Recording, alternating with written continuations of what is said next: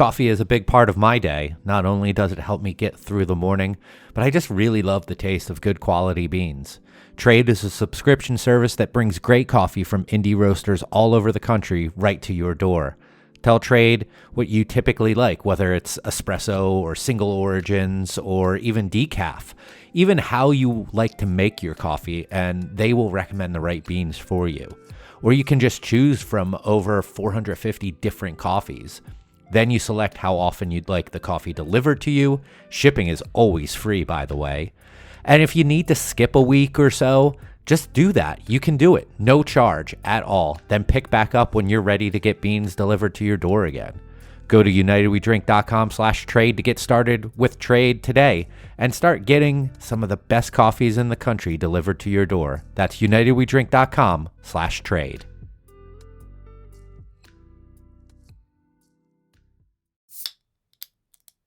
The opinions and statements in this podcast do not represent those of the host's employers, co-workers, family, or imaginary friends. Now enjoy the show. Happy hour? More like amateur hour. Welcome to United We Drink.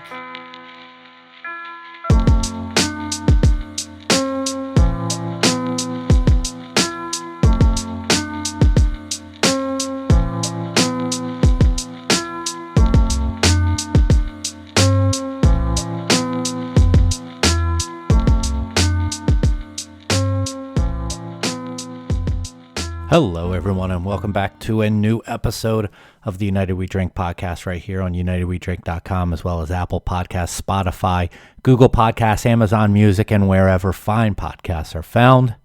My name is Mike Urevich, here doing a little bit of a monologue before we get into the bulk of the episode. That's because we have a guest on the show today. We are joined in a little bit by Ralph Reneau. He's the head brewer of Barrel of Monks Brewing, you know, the place that Kevin is at. Ralph is a fan of the show, friend of the show, someone who's been mentioned on the show a number of times by Kevin and by Joel previously when he was on the show because they worked together. Ralph is a student of the game, to put it lightly. I've been looking forward to talking to him about how much he has learned and sought out to learn in this industry in this short amount of time that he has been in it. So I don't think that I really need to waste a whole lot of time in introducing him. So let's get into this conversation that we have with our friend Ralph Reneau from Barrel of Monks Brewing.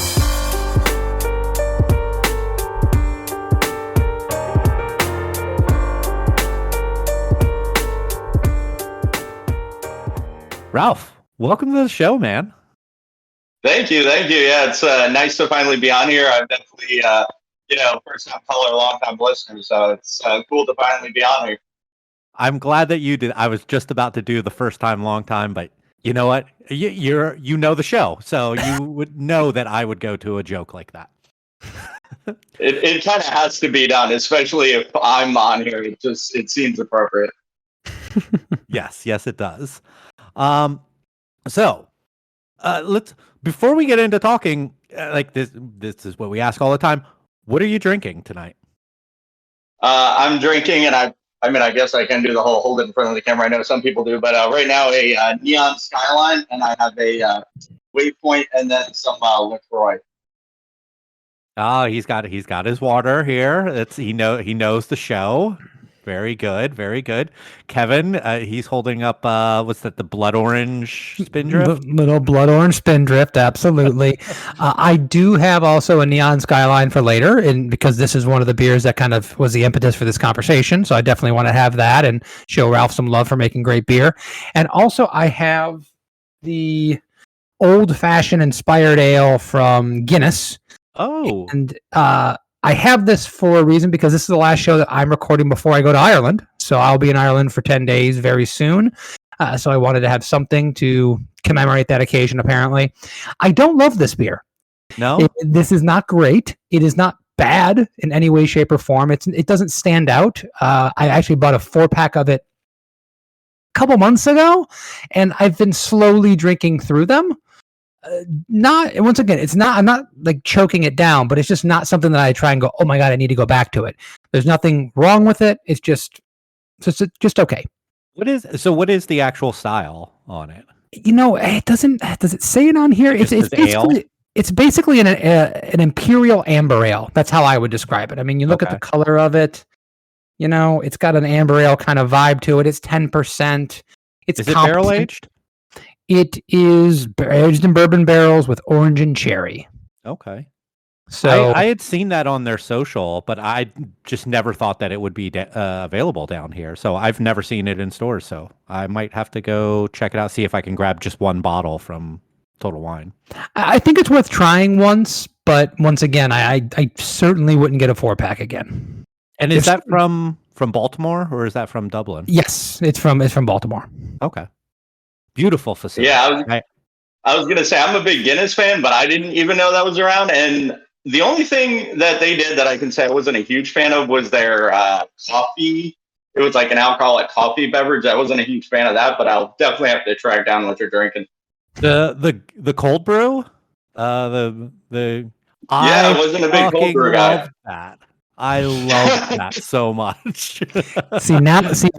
I got Ralph on. Ralph is going to agree with me on a lot of things. We're going to just double team Mike all night. This is going to be great. You didn't like the cold brew Guinness? Oh no, I haven't even tried it. Okay. I'm just happy that Ralph's disagreeing with you, because usually I'm in the position to disagree with you and I come off looking like a prick. Now I'm in the majority, which is very rare for me. And we can't make our guests look like pricks. Exactly. Yeah, for me, I love coffee was the body. I felt like, well, you got the coffee. I felt like whatever, Guinness is, I feel like you lost some of that. Do you drink nitro cold brew, like coffee cold brew like that? I've had it, but it's not my go-to. Usually I'm more like an espresso person. Okay.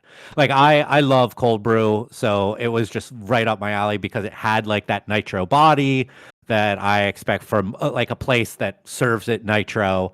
And I just I was drinking it thinking like, there's fucking booze in this. It just didn't even taste like that. I have my Spindrift. I have lime flavor. But I have a Sierra Nevada River Ride IPA.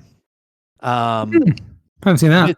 It's from their Costco variety pack, or not their Costco. We got it at Costco, but it's the torpedo variety pack, I think is what they're calling it, or something like that. It's pale torpedo, this River Ride, and then there was like a hazy pale ale in there too. That's like 4.5%.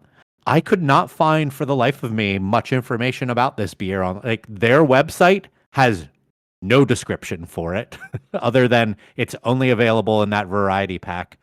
Untapped says that it uses a climate-friendly no-till barley, and that's about it. But it's a tasty, like traditional IPA. Sounds like they're keeping information out so that they're not very proud of it. So they're trying to keep the volume down. What were you saying there, Ralph? Oh no, I was gonna say, I assume that's different then, because I know they just released, I don't know the name of it, but a variety pack that has like Hop Hunter and a bunch of old favorites. I assume that's not the one you're referring to. No, I think I know what one you're talking about because it's got like a atomic torpedo in it too, or something like that. Or cryo. It's got like a red IPA and then Hop Hunter, and then I forget they did it's got Ruthless Rye. That one. I'm also drinking a little bit of Amaro because that's what I am right now. It was something recommended by one of my wife's friends, and it's fucking delicious. It's Amaro Nonino or something like that. But hey, I'm fancy like that. What is it, a liqueur? What is Amaro? It's an aperitif. I believe is the. It's funny, when we were looking for it, we were in the cordial section and we couldn't find it. I asked a person about it, and he goes off on a tangent. He's like, cordials and aperitifs this should be. I don't know why this store puts them in separate sections, all the way apart from one another. And he was just so emphatic about this misclassification or mismerchandising of his store. Did he also tell you that when you say aperitif, you have to go up on the last syllable? Is that required? I'm asking for a friend. Because he did. Because when I said, oh, it's in the aperitif, he was like, no. The emphasis is on the last syllable. And I was like, okay, you taught me something, dude. And who said you don't learn new things on the United We Drink podcast? For a second, I did not know what the name of our podcast was, and I reached for it. Mike, do you have? So you mentioned your water. You mentioned your 2 drinks that you're having. Does that cover everything? Yes. I just wanted to make sure that I wasn't stepping on anything before I got into our topic. I mean, look under your desk. Are you? Is there any news? Has before we get into what we're talking about? Is there any news? Did 7 new breweries close down this week that I didn't know about? Is there? Oh, probably, and they all deserve it. But there's actually some. Of course, the day after, I think it was the day after we recorded, news about the whole Anchor stuff changed a little bit, or it was the day that the podcast came out. One of those. So the employees of the union are trying to purchase the brewery and are trying to find funding to be able to do so. And that's pretty much where it stands as of 7/26. So we'll see. Probably 7/27 more news will come out. So fuck it. I've got $15 I can donate. Is that going to be enough? I gave him $1. Oh.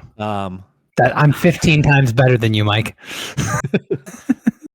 All right. So, Ralph, this has probably been a long time coming because you have said you're a long-time listener, and we usually wait for long-time listeners to get them on like a year and a half into listening because that's our silly way of doing things. Yeah, now I don't have to just shout at, empty people in a car or at home, so this works. Ben probably thinks that you're a crazy person standing on the brew deck, just muttering to yourself or yelling at Kevin, who is not in the brew house. I just hear Ralph saying wrong over and over again anytime I walk by him when he has his earbuds in. That's probably true, unfortunately. Yeah. So we had you on today because we wanted to talk a little bit about recipe development, and there's many different ways to go about talking about this, and I'm sure we will go off on tangents. We'll deviate from what we're doing, but one of the things that you're so good at, okay, so before I really say that, how long have you been in the industry now? Well, actually, in the industry, a little over, I want to say it's almost 4.5 years. So not a long time, but a little. Not that long in the whole scheme of things. And you are writing recipes for beers and creating amazing beers. Like the only reason that I don't have a neon skyline tonight is because I drank all of mine already. And also didn't know that you were coming on before that happened to where I could have saved one. But you have created some amazing beers over there.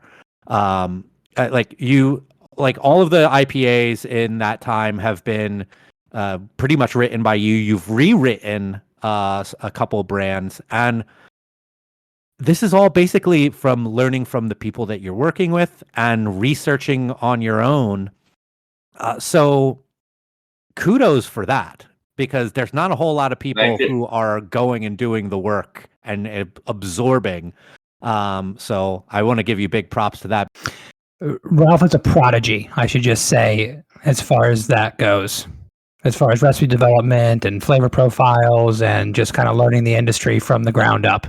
I've got a chance. I've been lucky enough to see it from the first day of him working as a professional in the industry. So it's a pretty cool thing. Well, I appreciate both of you for the kind words. And yeah, I definitely, as I've said before, I didn't know much about at least what really goes on in the industry. So I thought I'd be starting at a disadvantage, so I did quite a bit of studying before I got in, just to make sure I wasn't totally screwed. So that definitely helped quite a bit. Yeah, you're definitely a bookworm, and definitely really jumping into styles and researching things on your own, which is so very important. So let's talk about Neon Skylines. The beer, it's a collaboration that you guys did with the Tank, and it is a take on West Coast IPA. So I want to just be 100% honest here from the start. Kevin told me about the beer. I tried it, and my initial thought was, I was like, this isn't a West Coast IPA, because it was a little more tropical than I imagined. But then Kevin got into telling me about like just a kind of new take on it, a not true to style take on the West Coast IPA, but kind of, I guess, a tribute, maybe we could say, to it. And I want to kind of know what your mindset was when you were deciding to take a classic style and put a slight spin on it in that aspect, because it certainly had bitterness. It certainly had some of that citrusy, piney, but not very in your face with it. And it is a tiny bit hazy, but I mean, there is some things that say to me, oh, West Coast, but there's some things that say New England at the same time. So take me through your mind process on that. Yeah, so how that even started was, because I till recently still did the trading beer thing for a while, and I've tried some newer examples of what I guess we'd say in 2023 is West Coast. So like some of the breweries like North Park out there, and Rip, and also Slice Beer Co. A lot of what's coming out of California now is kind of, they saw, or I don't know why they did it, but it seems like they saw that the West Coast that we would have drank back in the day, or what we would know as West Coast, was kind of dying out, but they still, really enjoyed and loved the style. So they took the, let's say, best practices from the, hazy thing that was really jumping off. And, obviously it's everywhere now.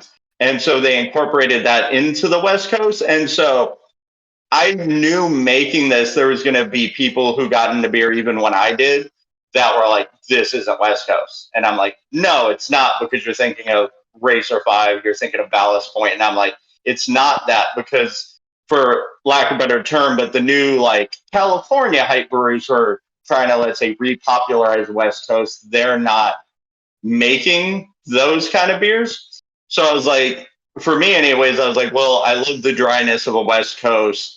I don't necessarily want, like with some of the older beers, I didn't want some of those like darker malts, like a caramel or something, because I know, that's just not in vogue, so to speak, now. So I know people aren't going to gravitate towards that. But I wanted a firm base in the beer I love. I just know that's not necessarily what's, even like, if West Coast is going to fly off the shelves, not that it will, but if it is, that's kind of not the versions of the style that are flying off the shelves right now. So I try to just basically take aspects of the original style I love and do something more true to the, let's say, up and coming breweries of like California and Oregon currently. So that was kind of my main thought process when I even started making that beer. You mentioned best practices of hazy IPAs. What is that to you? Yeah, so I know, right? That's a very interesting thing to say when it comes to some hazy beer. But some of like the cooler Whirlpool, some of the later editions, which I've actually, some other IPA brands we've made, I've actually kind of gone back to some of that because of getting better results. But just some just some of even like I wouldn't say some of it's old school in the way I still dry hop post pace and that crash. So some of that still goes back to old school, but even the hop varieties used. So there are a lot of C hops in that beer, but there's also at least 2 or 3 very much new school hops.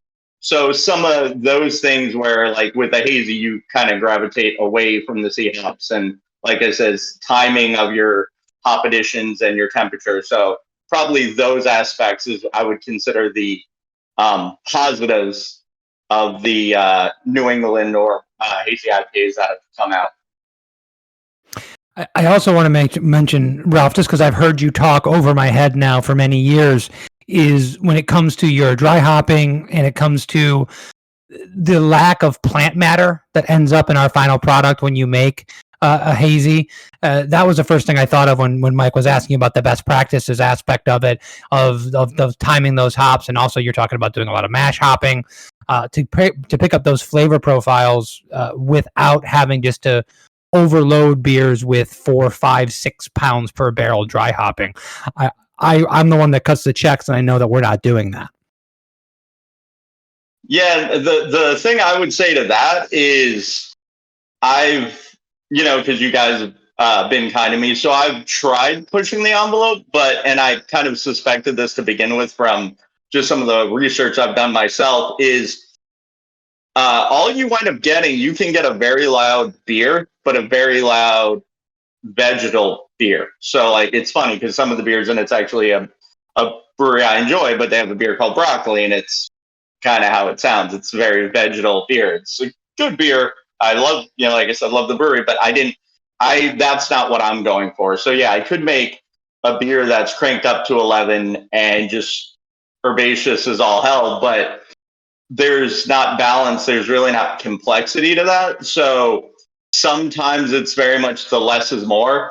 So I will not only do less, but I dry hop colder and I rouse, and I do certain techniques, I guess, for lack of a better term, to get similar results in terms of volume, but different flavors than you would get by just, we're going to use 7 pounds per barrel. We're going to do it at 70 degrees and, you're going to be chewing on pellets. I never wanted to create that experience for people. Yeah, I mean, there's breweries who have the hops in the FV when they're knocking out, so that they're immediately dry hopping a beer on knockout and through fermentation. Cold side or colder side dry hopping is, I mean, if that's something that you're doing, I think that you're doing a great job with extracting flavor out of that. I think another aspect to where ahead of the curve, I don't know, because not a lot of people like to talk about yeast anymore, because it's just like, oh, you just use British ale yeast, British what's number 2 or London number 2, but you guys have started utilizing a theolized yeast strain with some of your IPAs, and I think that probably caused a lot of the things that were weird to me for this beer, like caused it to be a delicious beer, but man, that theolized yeast really creates a lot of tropical notes. I remember it from, you use it in Waypoint, right? Yep. And you're using a ton of sea hops in that and get so much tropical notes out of that beer that doesn't come from those hops naturally. Because you got what, Chinook in Waypoint, and Chinook's not known for tropical notes. And I think that it's such a crazy thing what that yeast can do with those hops. Yeah, so Chinook is one of my favorite hops in general, stylized or otherwise. I actually, as far as bittering and just using that, I actually love Chinook. But oh yeah, the thing with the stylized yeast is what is interesting is, so it has genetic code added that, like you said, will express those flavors, but it's all dependent on the ingredient. So it's interesting in the way that like those C hops actually do contain that potential, because if you were to use stylized yeast, now granted barley malt also has that, but let's say if you were, I'm going to do something crazy and just make an all wheat malt beer.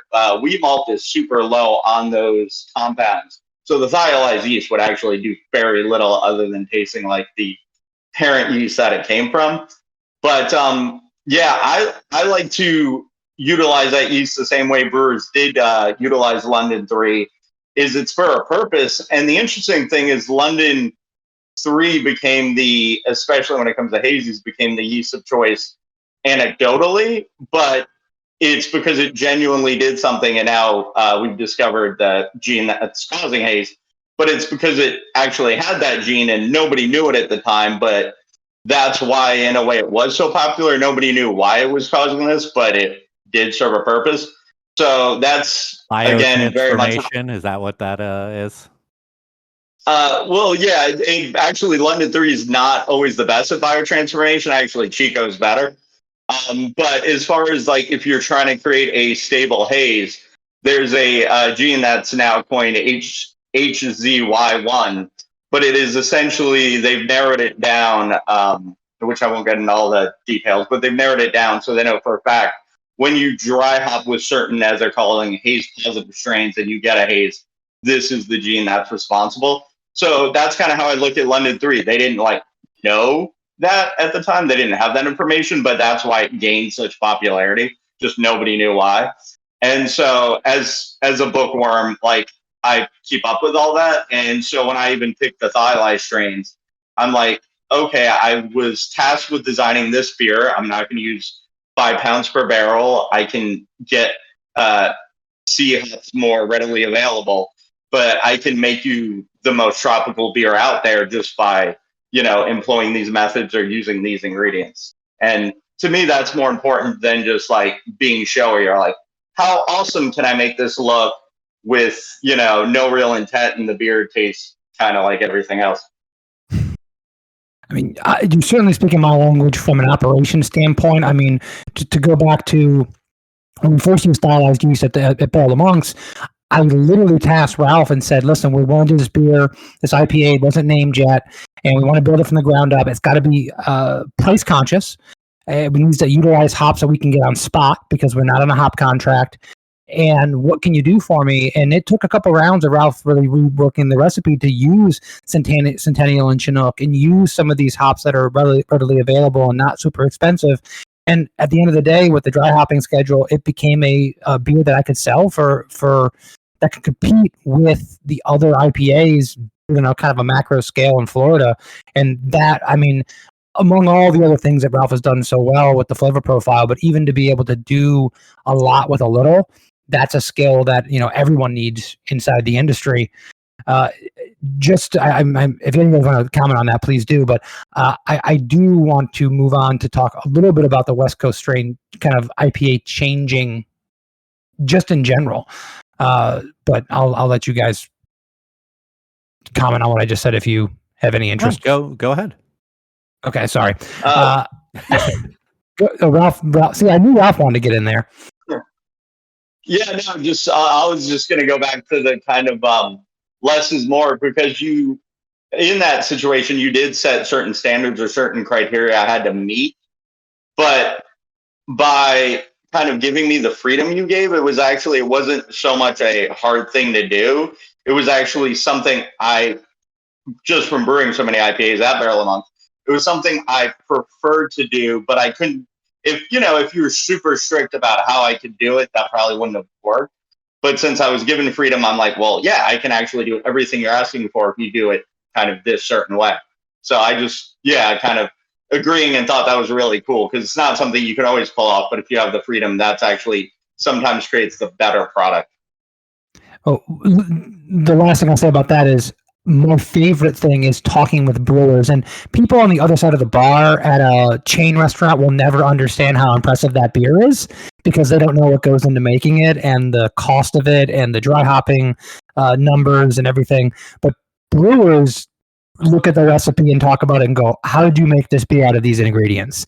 And they're really, really impressed by that. And that's got to be a really cool thing for you, Ralph. I'm really proud of you for doing that. But moving on to talking more about West Coast IPA, and I think we can talk about this recipe-wise with tons of different styles. Our industry is constantly changing. I've been in it for almost 15 years.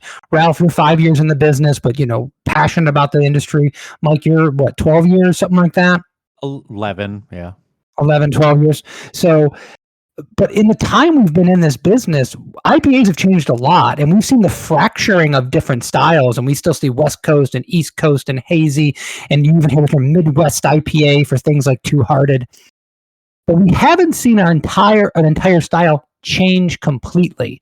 Whereas West Coast, for instance, maybe was Racer 5 in 2005, but in 2035 it will be a completely different style. Is that what we're going in the direction of? Is that what we're going to see in the U.S. with IPAs or stouts or something else? I could definitely see that. It's hard to say because with any of this, and even like the West Coast, I see why it changed now because given the climate we're in, everyone's trying to kind of fight for the same piece. So you had to pivot and do something to make yourself relevant now. Now, I think styles will always try to. If anything, I would say it depends how successful it is in the way that like some styles could change forever if the new change does well. But like, yeah, with the West Coast, it's at least early on enough. And that's why I'm glad we made it when we did. So we can at least say we're, one of the few that did it in the beginning. But if this West Coast thing really takes off the way people want it to, or at least the way it is along, like I said, all those Western states, then I could genuinely see it taking off. But I would say, even though stouts are similar, I would say compared to the stouts that, you and I even talk about when we do like Old Favorite Fridays, I would very much say that stouts in a lot of ways have changed kind of forever. So I could definitely see that being a thing in the industry overall. Stick a pin in that one, Ralph. We're going to talk about stouts. Mike, what do you think about? You're a stickler for rules, Mike. You're a rule guy in a lot of ways. What do you think about the idea of like a style just like over a 15, 20, 30-year period just changing completely? I am a stickler for rules to a certain extent. I like the idea of a style being a style and staying that way, but having branches off of the style, because that's where we got New England IPAs from. That's where we got hazies from. None of them tried to call that a West Coast IPA. None of them tried to call that a certain type of already defined thing. They called it something new, and we've had other branches off of that, especially with like Brut IPA to a lesser extent, Cold IPA to a surprisingly better extent. Like that's one that seems like it might have a little more staying power, even though it's a lager. I am all for experimentation and new takes on something. I don't like changing the definition of something over time like that. And you could absolutely pull shit that I've said and throw it back in my face that sounds counterintuitive to that, especially with the fat tire thing. Kevin's just like, yep, that's exactly what I would throw back at you. But branding and just style guidelines, I guess I look at a little bit differently. I have such a soft spot in my heart for West Coast IPA because it was kind of like the IPA style that made me fall in love with IPA. When I think of West Coast, I think about like Sculpin and Green Flash's West Coast IPA and Russian River, like the fucking Pliny's and Blind Pigs of the day. When I was in Northern California last month, I had West Coast IPAs that I'm like, these are West Coast IPAs. Yeah, fuck yeah. And it was fun and just made me realize, like, I came home and I bought a fucking variety pack of Lagunitas IPAs just so I could have some regular IPA from that because it's such a great beer.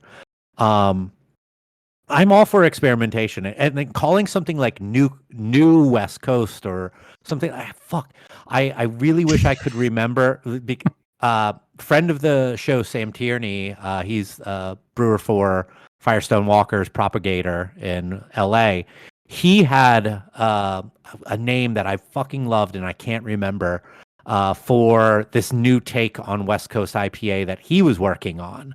And But like even Firestone has created like they call them like Central Coast IPAs, like because they're the center of California, and I'm all for taking that West Coast style and making something new. I'm gonna be the old man yelling at a cloud and be like, if don't call it West Coast by itself unless you mean West Coast. But you know, who the fuck am I? We Welcome just to did an episode about being wrong about shit. welcome to old man yelling at a cloud territory. It's glad you finally joined me. Just to go a little bit deeper than we need to before we move on to something else. The other interesting thing about this whole conversation, guys, is that most of the beers we're talking about don't say New England IPA on the can. No. They don't say West Coast IPA. So when you're a consumer, you just see IPA, right? And it's really when you start reading the description or you do research on it that you see some kind of difference for it. And that's another level that when we're talking about this of being inside the industry, it's so different for a consumer where they drink a High Lie or a Hop Gun down here in Florida and like, well, what style of IPA is this? What are they going for? They drink a Waypoint versus a Neon Skyline at Barrel of Monks. Well, what kind of IPA is this? We don't really know, and we don't promote beer in that same way when it goes out to like the masses. It's more kind of in our insular communities and the trading and the beer rating culture that has this whole conversation going on. It's sort of a similar thing with wine. How like I mean, you've taught me a lot about wine over the years, and like how much I like Sauvignon Blancs, and you explaining to me the difference between like your California Sauv Blancs, New Zealand, Australians, and just that like you can, if you really want to dial it down, you can get into that type of stuff even in that industry of takes on a similar style that can be very different and from one another. So it's it all comes down to that commercial aspect of what is it at the end of the day? IPA. Yeah. I get you. Well, I want to get into something, and Ralph has gone way too long without talking. So I want to talk about something he said earlier about imperial stouts or stouts in general. Mike, I know you're on board with this, and Ralph and I, we do the Old Favorite Friday series. Ralph is my partner most of the time on those, and we often talk about stouts, porters, roasty beers, and the ones that we love the most are more what we would call traditional stouts. They have a little bit of bitterness to it. They've got some nice body, but they're not motor oil. They're really well balanced. They're drinkable, even though they're dark in color. I know that sounds terrifying to so many people. Oh my God, it's a dark beer. It needs to be thick and I have to be able to cut it with a knife. No, it should be drinkable. But that definition is changing. And we're seeing to the point where we're essentially giving 4.5 stars to a beer that's basically unfermented wort because it tastes like banana. And I'm confused by this. It drives me crazy, but I own a brewery, and we just remade an Imperial Stout recipe that I love, that we have been making since day one, called Parade of Souls. We tasked Ralph with putting together a new recipe for an existing brand based on style preferences and changes that have happened over the last several years. And I want to, one, just kind of throw that Imperial Stout out there for us to talk about. And two, I want to ask you, Ralph, when you were tasked with taking for us, we're only 8 years old, but for us, a legacy brand, a brand that it was the sixth beer brewed at the brewery. I made it, and now we're changing it completely. What was your thought process going into that? So part of my thought process, which this was in a ways a little harder, not because I didn't know the style, but I also wanted to be true to the brewery, is like you said, I know it's one of the kind of first beers you did, and it's super important, I know, to people at the brewery. But at the same time, I know you kind of wanted to make it better. You wanted it to kind of be something that would resonate with people now. And this is something actually I think about when I make stouts. It was actually a podcast I listened to from another brewery that started probably around the same time as we did, but they specialize in like some of the new school, the hazies, the pastry stouts and whatever. And it's something I always think about, not that I necessarily do this, but they were talking to somebody when they first came out, and they were having beers. And I know this is going to sound crazy. You guys can relate as brewers, but they had beers that were finishing at 19 Plato. And people said, "Oh my God, that's crazy. That's too high. You literally have an unfermented beer." And then they said they'll talk to people now, and people will say, "Well, that's too low. Like, why isn't there more sugar? Like, what are you doing?" And so, while I definitely not gonna, my thing is I want to be, I do read BJCP guidelines, but I also want to put my own unique spin on it in the same way. Like, I'm big into music. So like there's certain artists, just by their voice, you might not think they have the best voice, but there's something unique about them. And so it's the same thing with beer. Well, I want to be, let's say, true to a certain style, but also acknowledge what's happening now while doing my own thing. So like when I hear that, I know like I want to be true to Barrel of Monks, but if I'm trying to, look you guys in the eye and you're like, hey, give us the best beer possible that you can make now, I'm going to have to make some drastic changes and do things different, not because I'm trying to like be like, oh, you're wrong, or no, we should do, we have to do it this way, but it's what people want now, or what, as brewers, really what I feel is it's what we as brewers told people they're supposed to want. And so I'm like, I see those kind of beers do very well. And I was like, okay, well, I want to still have our Barrel of Monks signature. I want to do things in a better way, an elevated way, but I still have to do what people want. I can't just be like, hey, I'm going to do it this way and drink it. So when I was designing that beer, I was like, well, I want to keep everything I can, like anything that I don't have to get rid of, I want to keep. So it's still a Barrel of Monks beer, but at the same time, I'm like, we want this beer to do really well. So I'm kind of going to give people what they want. That was my overall mindset. And what do people want there? I mean, I know you mentioned the idea of like high sugar content, but I've looked at that recipe and we've talked about it since there. So I know I'm leading the witness, so to speak. But we're not going to make an unfermented sugar bomb. What is that happy medium of what you like, what the people like, and what is the flavor profile you're looking for in an imperial stout in 2023? Yeah. So what I'm looking for, and I think even what we did, is more body, but as you said, without being just unfermented work, because you can actually have those. You can, have your cake and eat it too in that instance. But more body, it's a more viscous beer. There's gonna be a more defined, or at least this is exactly what I went for, a more defined roast character. So it's not going to be sometimes, and just with stouts in general, I feel like the roast can get a little muddled, where they're like, it's almost like you add too many ingredients. So it's like, oh, we're going to have, chocolate, and we're going to have pale chocolate, and then let's say craft it too, and then roast. And you get to a point where it's like, you just made roast, like in the most generic sense.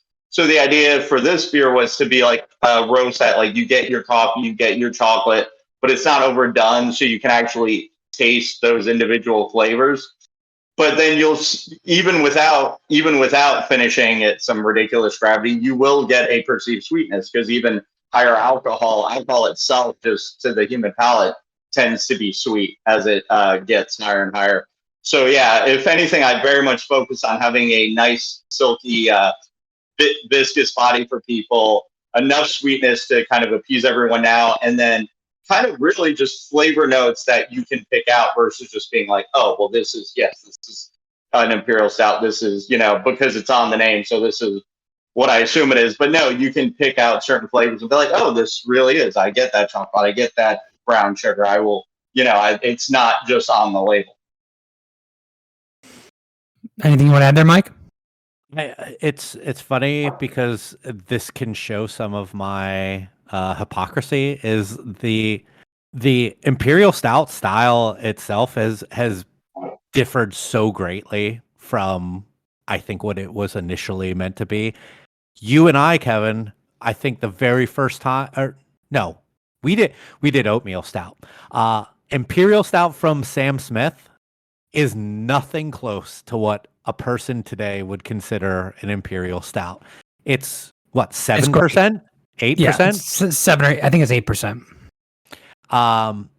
But it does contain. So on the ABV side, it's nowhere close to what people consider an imperial stout. But I mean, it's got that character of like chocolatey coffee that you need with a body for that type of beer. I mean, there's so many beers from the what we would call legacy time of imperial stouts that are to me what I call an imperial stout, like your Expedition, Blackout from Great Lakes. Old Those are Rasputin. probably Old Rasputin, Blackout and Expedition are probably my favorites of all time. They're just so balanced. And Expedition actually gets a little bit sweeter than something like Old Rasputin, but it works because that's like the brewer's preference, right? And when we're talking about like the difference between like West Coast and East Coast and hazy and cold and all that kind of stuff for IPA, we don't have that for Imperial Stout. We used to have the term Russian Imperial Stout and Imperial Stout, and I used to do reading on this. I can't remember exactly what the difference was supposed to be, but we don't have a designation for what Old Rasputin is to Imperial Stout and what American Imperial Stouts are now, and that is under-fermented, one-dimensional beers, in my personal opinion. And this is like one of the things that we used to complain about, or not complain about, or debate about on Imperial Stouts was overly hoppy to not. Storm King. A Storm King or Abyss from Deschutes was traditionally a little more of a hoppier Imperial Stout. Like I feel like they even had on their bottles at one point like a best after date, or someone had a best after date on it. But I don't know, and I don't even really know where this started. And I like to consider myself pretty knowledgeable about trends and stuff like that as to when it got really Dark sweet. Lord, man. What? Dark Lord. Dark Lord was super sweet. And was all about being super viscous. And I remember, and listen, Dark Lord, there was 3 Imperial Stouts that were they were the bee's knees, just to show my age even more. Can I try to guess? Dark Lord, Darkness, and Kate the Great? I was going to say Black Tuesday and Kate the Great, but Darkness can definitely be thrown in there. Yeah. That's a really good miss. But those were the beers, and if you look at Black Tuesday and you look at I can't remember Kate the Great. I only had it one time.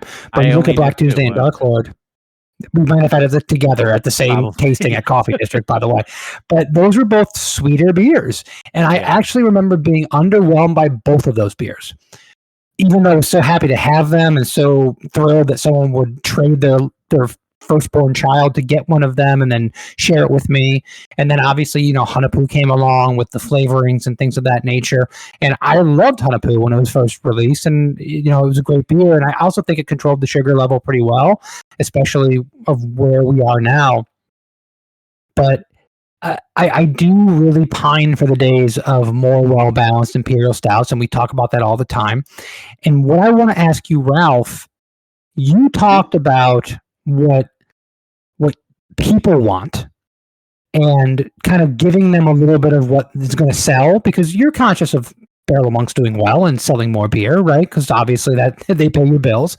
So you definitely want that to happen. We all know people that would never be happy making a beer that was wildly popular if they did not like it themselves. And I'll let you guys picture in your mind who I'm talking about. But we definitely all know somebody like that or people like that. For you, Ralph, this was not your favorite version of Imperial Stout, because I know that you like Imperial Stouts a little more bitter and a little more traditional. Can you be really proud and puff your chest out a little bit if you're making a beer that you might not like as much, or you think it'd be better if people love it? So that's actually not. Well, yeah, I guess it would be a difficult question in the way, because it's actually a question I wrestle with myself all the time. The best example I can use that's something that's changed my mindset recently. So went to, and it wasn't stouts, but went to a MBA meeting with stylized yeast and hops and all that. And being even like the hop guy, I tried some very much, new 2023 of the hazy variety type IPAs. And it was interestingly eye-opening to me because to that, and that's kind of why I say even like what the people want, because they are even so different. Let's say with me being like the new guy at the table, so to speak, they were even so different than what I'm used to. I had that moment of like, oh, I'm kind of behind, like in kind of with even how we're talking about, we like traditional stouts, which I love traditional stouts. So I like realize I'm in a way behind, so I need to catch up. And so it's hard because I would be proud if we sold the beer, because I know my, tastes are subjective and everyone's going to look at things different. So if I make a beer, see, from my point of view as a brewer, I don't want any flaws. So if I can at least say whatever my aim was, it has no flaws, then I'm proud of that beer. Now, on top of that, because I've made beers I'm proud of, and I'm like, wow, this is sitting a little longer than I'd like it to sit, And so, but then on the flip side, if I can make a beer that maybe isn't exactly how I want my stout, but as kind of as the industry or just what's happening now is kind of opening my eyes, as I'm realizing like, hey, you know what? This isn't what you want, but do this thing, and you can do it on, try and do it at a high level. So yeah, I guess I would be proud. There's always a feeling that's weird, but I would be proud if people enjoy the beer and buy the beer, because again, I'm making beer. Yes, I do want to drink it, but I realize that's kind of like, I feel like the death knell for any good brewer. If you get hung up on like, what do I want to drink? Well, then that's in a weird way there's obviously a lot of breweries closing, so that can be kind of the end. So I Right would on. be proud as long. Sorry, what's that? Sorry, I just said, no, never mind. Go ahead.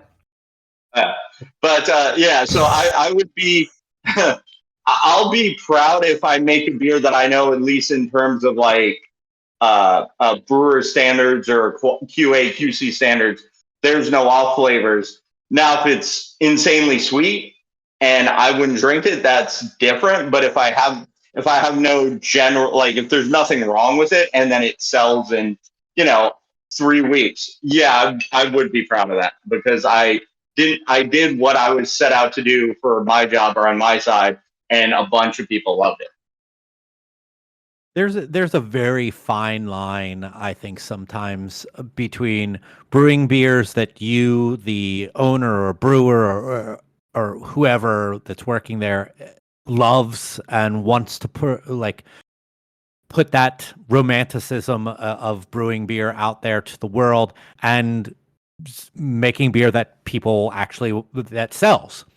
And it's always there's breweries out there who are very heavy-handed on just making what people want, and not necessarily making good versions of it, and just having any sort of personality that shows authenticity in what they're making to the customer.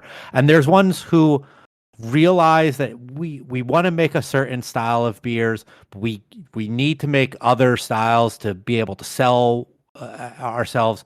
And there are some that have really walked that line very well, and I think that can be a tough thing to do. I think of a brewery from Pennsylvania off the top of my head called Forest and Maine, who started off by making English ales and saisons, stuff that people like me fucking love. But not a whole lot of people want to drink those beers. So they found themselves like, hey, we got to make some IPAs. We got to make some other styles. And now they're doing fantastically well, mixing their love of English beers, saisons, with IPAs, lagers that are now the hot thing to do. They did some imperial stouts, but they wanted to do them their way, and they're like, we're not gonna get into that icky sticky stuff doing it. But they were able to find a nice nuance between what they really love and what they do, what sells, and by making a good quality version of those things that sells. That marriage of both, what brewing what you love and brewing what sells, can be very tight, but it can be done. Yeah, and the only thing just the one thing I wanted to add to that is you're very right, and there's a lot of styles that I love. Like even you mentioned some of the saisons and lagers, which lagers popular now, so I can't really say too much about that because obviously they're coming back around, so it's not just a me thing, but it's something I mentioned before, and I always think like how much of the kind of more wild things do we have to do? How much did we do that to ourselves as brewers? Like how much did we kind of lead the audience, and now we're kind of in our own situation? I don't think that we've ever really proposed that question to ourselves. You basically just summarize the entire craft beer industry for the past 30 years. Is just getting up our own asses, trying to outdo ourselves, and attract people with no attention span. We're jingling keys over here. No, look at this. This one has crazy flavors in it, and it has more sugar than could kill an ox. You're going to love this, right? We've been doing that for a long time, and we've gotten to a point where, someone like yourself, Ralph, and I'll go back to talking about styles here, and I'm sure we're going to wrap up here at some point, but a year and a half ago, something like that, I came to you specifically, and Joel was still there at that point, and talked with you guys about I wanted to do a pastry stout, and I wanted to do what I call a stupid beer. And I do that with a little bit of affection, a little bit, and I wanted to make a stupid beer with tons of dumb ingredients and do it well, so that it wasn't just a sugar bomb. It would be sweet, but it wouldn't just be a sugar bomb. And you'd taste every one of the ingredients, and there would be some beer behind it. You'd taste a little bit of the roast and all the other flavors of the malt. And you guys came up with Devil's Decadence. And this is a 12% imperial stout. It was a milk stout. It had coconut in it. It was coconut, cocoa nibs, and was there one other ingredient in that one, Ralph? Do you remember? Oh, yeah. So it was coconut, vanilla, lactose, if you include that, and then cinnamon. I'm sorry, cinnamon and lactose, no cocoa nibs. So when you guys made that beer, that was to me like the perfect example of something that I didn't really say, I want this badly, but I wanted to do something in that vein that would get the attention of some of the people that all they care about is that kind of thing, but do it well and do it really, really well balanced and do the best version of that stupid beer that we possibly could. And I think that there's room for that now in our industry, and there kind of has to be if you want to get that kind of attention and you want to super serve that kind of crowd that only cares about those kind of beers. And I mean, to this day, we're doing the beer again this year, and we're doing it again this year because one, it sold out and did really, really well for us. But two, I really thought you knocked it out of the park. You and Joel made a pastry stout that was drinkable to me and wasn't just a sugar bomb and had all those flavors, but was still a beer at the end of the day. So I think there is a way to walk that line.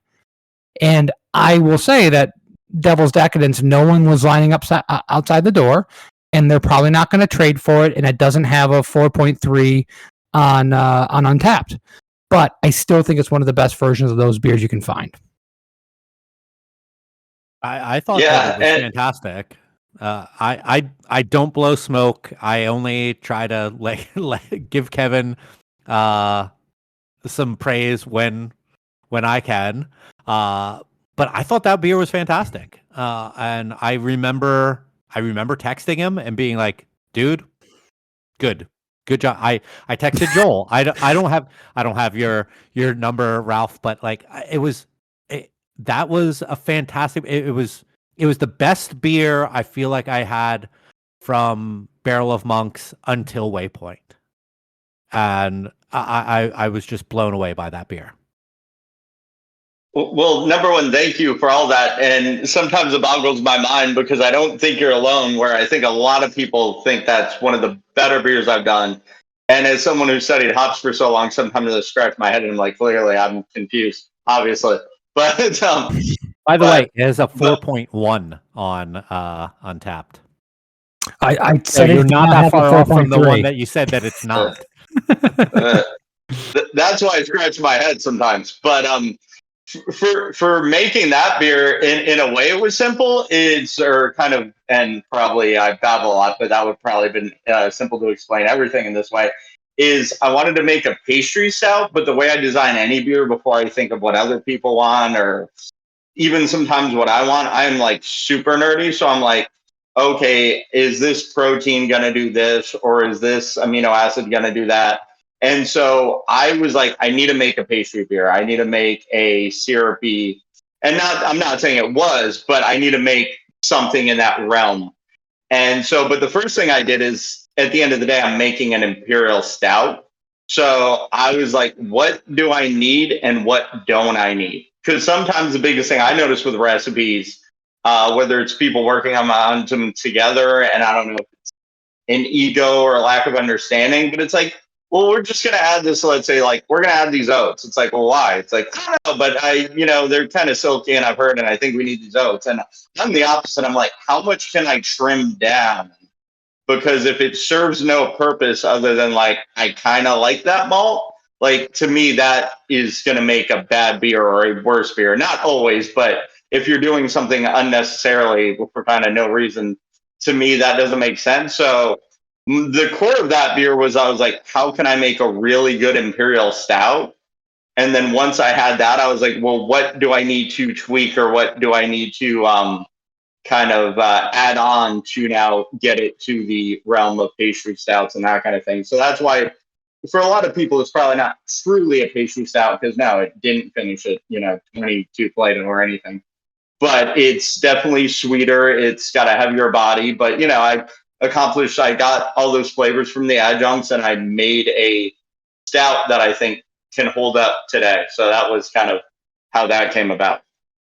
Well, there were still people checking into it last month. So Well, that always worries me because they've been holding on to those cans for that long. And anyway, that's a whole different thing we could talk about is people holding on to beer way too long. Too. Yeah. So who knows how that worked out. But anyway, I think it's when we talk about recipes, the best brewers in the world do exactly what you say, Ralph. And this is coming from a guy who knows like a little bit about this. The best brewers in the world find out what they don't need, right? The best chefs in the world, they look at something and say, what can I remove? How can I make this more simple and still get what I'm trying to accomplish? And then once they have that kind of scaffolding, they build off of that to make something a little bit grander, a little bit more different. And that's something I learned very early on. A gentleman named Paul Farnsworth, who was one of the people I consulted a lot when I was learning to brew at the Funky Buddha, who, Professor Paul taught brewing, very old school British guy. And to this day, when I think about recipes, and even when you guys send it to me, which I don't look at those recipes to critique them and say you should do something different, but I look at those recipes and just think about them internally, like what can we do a little bit? Is there anything we can strip down? So I love the fact that you have that mentality because I think it serves you very well. Thank you.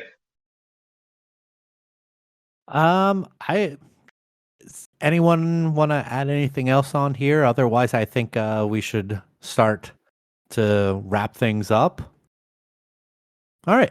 Well, let's go into let's go into last calls. The point in the show where we give each other an unspecific amount of time to talk about whatever it is that we want. Beer related, not beer related. It is unobjected, unopposed, uninterrupted. And as we typically do with our guests, we let our guests go first for this. Ralph, what's your last call? All right. So I'm actually going to keep it in the beer realm. But so I recently took a trip to visit some family in New England. Saw some awesome friends, saw our mutual friend Tim and my buddy Matt. So it was cool to meet up with some beer people.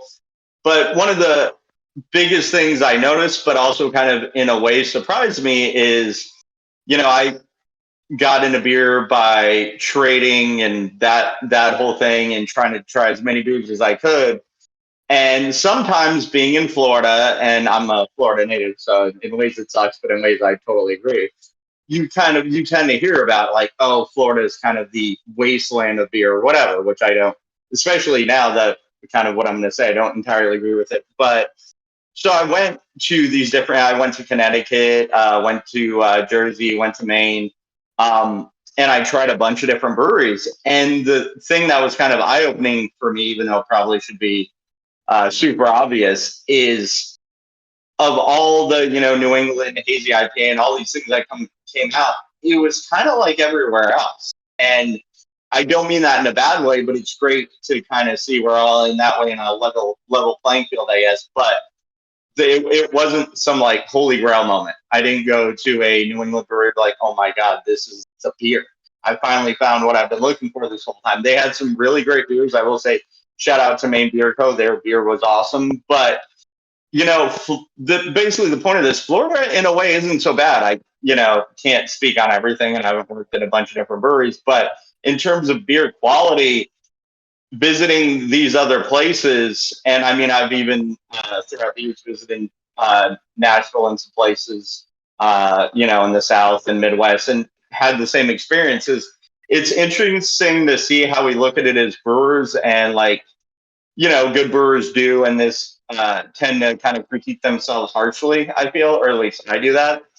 And it was interesting to see, though, that kind of we're all in the same boat, though, no matter what type, let's say, your area has garnered, we're kind of all in the same situation where you have a small amount of good breweries, a lot of okay breweries, and then a few bad breweries. So I just want to say it's kind of nice to realize that it's not like Florida is some, crazy wasteland. That unfortunately is just the beer landscape, and there's a lot of mediocrity and some really great breweries. And so, as brewers, we have to keep pushing forward to try and raise the bar, but it's just cool to see it's not specific to one area. That is just kind of the way it is. Awesome. Kevin? I'm going to do a mini last call, just saying that I had a Neon Skyline back to back with a Waypoint, completely freaking different beers. Absolutely fantastic. You're on the show, Ralph. These beers are wonderful. Thank you very much. Don't respond to that. I'm going into my last call, which is a public service announcement. Most of us listening to this drive automobiles. It is something that we all have to do on our commutes. We move around the world in these several ton vehicles. When you come up to a stoplight, pull up as close as possible to the car in front of you. Make that a protocol, a normal thing that you do. Because what I am noticing more and more, and this is probably because I'm an old man getting frustrated at the world around me, is that people tend to now, and I say now, it's probably been forever, but I'm just noticing it now. There'll be one car length back, half a car length, 2 car lengths back of the car in front of them.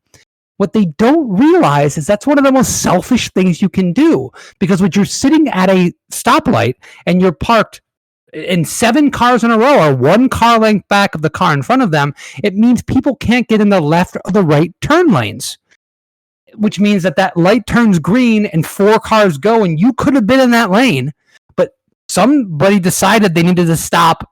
I mean, way short of being anywhere close to the bumper of the person in front of them, and then you got delayed because of that. This drives me insane. Every single day I take my son to school or to camp or whatever it is, and I will be sitting there behind a car waiting to get into the left-hand turn lane, and there are 7 cars in a row that are just parked that are sitting there to light way behind the car in front of them. It is extremely selfish. I don't understand what you're doing. Are you worried that your foot's going to slip off the brake and you're just going to lurch into the vehicle in front of you, so you want to give yourself the largest buffer possible? I don't know what's going on. It is a very, very simple thing. It will make at least 2 or 3 cars will be able to get into the next lane. They'll be able to turn faster. It's a small change in your lives that will give joy and pleasure to the rest of us.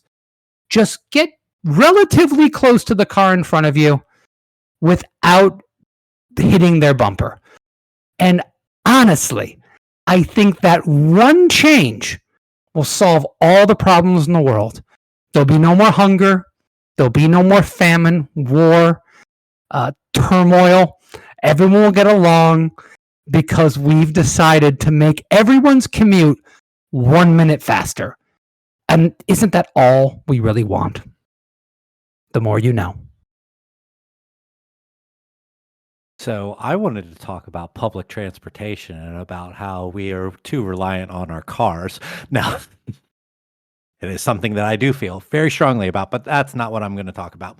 I this is something that was kind of touched on earlier about simplicity in brewing beers, but I recently completed watching a show called Stanley Tucci Discovers or Finding Italy. It's a show from CNN. It's fucking fantastic because I am a self-admitted late bloomer to Italian food. I was never that really into it. I'm not from an Italian family, so we didn't eat a whole lot of Italian food other than your basics, just spaghetti and meatballs, lasagna, and stuff like that. And being with my wife, I have gotten more into Italian food. Living in Philly for a period of time, got more into it. And just discovering the simplicity of really good Italian food and that it's not overly complicated. It's about using a few good quality ingredients and just watching it be done by these people who are so passionate about the areas that they're from and making good food and sharing it with people just brought a smile to my face and made me even more committed to just less is more in life and simplicity.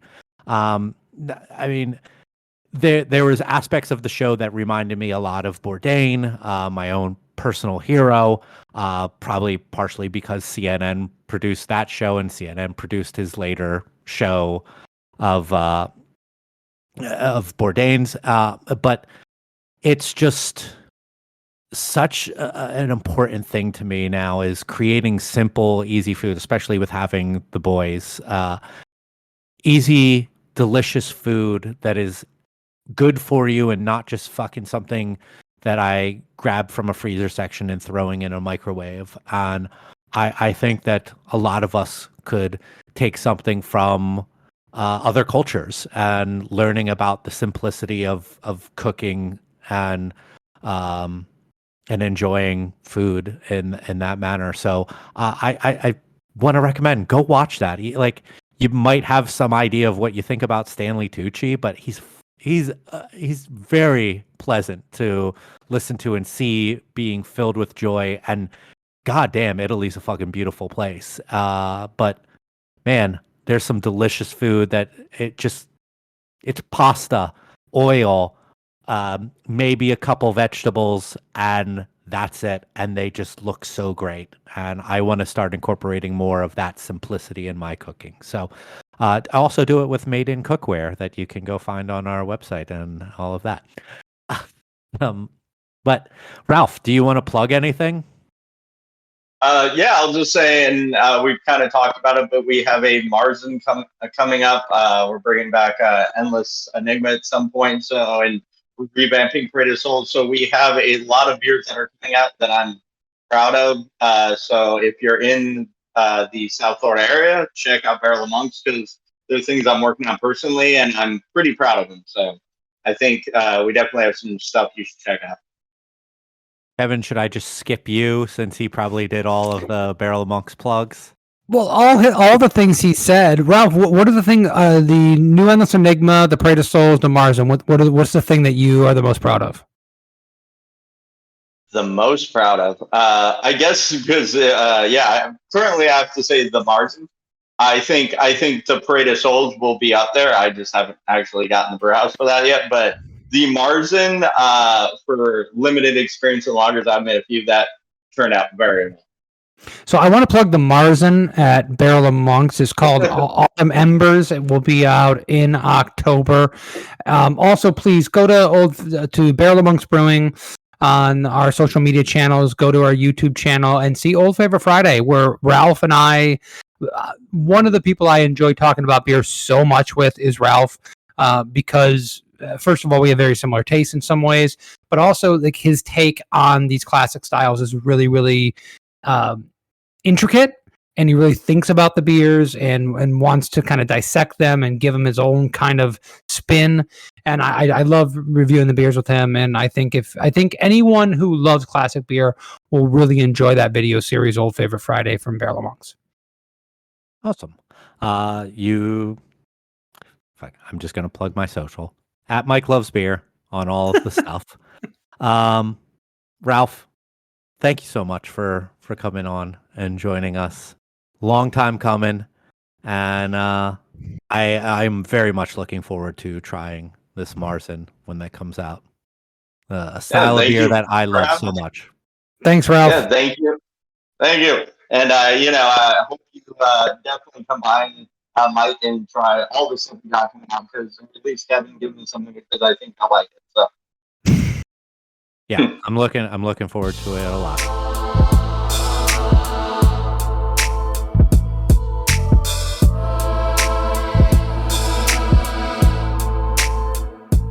One more time, a big thanks to Ralph for joining us today. It was a lot of fun, really awesome to be able to talk to him and find out kind of how his mind works with creating recipes, creating new beers. And for someone, again, who is still so new, really, in the term of years in this industry, how much he has learned and absorbed and applied to his craft. Make sure you go down there and check him out at Barrel of Monks if you have the opportunity to. If you haven't gone down in a while, I really think that you should. He's making some awesome beers down there. Make sure that you check out all of our stuff for this website, for this podcast, our website, unitedwedrink.com, as well as being on all of the podcast services. If you're on Apple Podcasts, rate and review us. It takes a few seconds, but it really helps the show out on the algorithm. If you want to support the show in a financial sense, by helping us pay for our hosting fees, because that's really all that it goes towards, you can do so by checking out our website, unitedwedrink.com. Go to the Brands We Love page and find things such as the American Homebrewers Association, Liquid Death, Water, Maiden, Cookware, Trade, Coffee. If you use those links and go and purchase something through those amazing brands that we like and use, we get a little kickback, and we use that to help pay for this show. We also have shirts, buttons, stickers, and totes, and all of that over at our web store, unitedwedrink.com/store. Other than that, we'll be back here in a couple of weeks for our 100th episode. Yeah, 100 episodes of since we restarted this show back in 2019, I think it was 2019. This world has taken a lot out of me. But yeah, we'll be back for a fun episode there. And as always, thanks for joining us. Thanks for listening. Follow us on our social at United We Drink on Twitter, or X, whatever it's called now, at United We Drink Pod on Threads and Instagram. We're on Facebook as well. Thanks, everyone. Catch you next time. Cheers.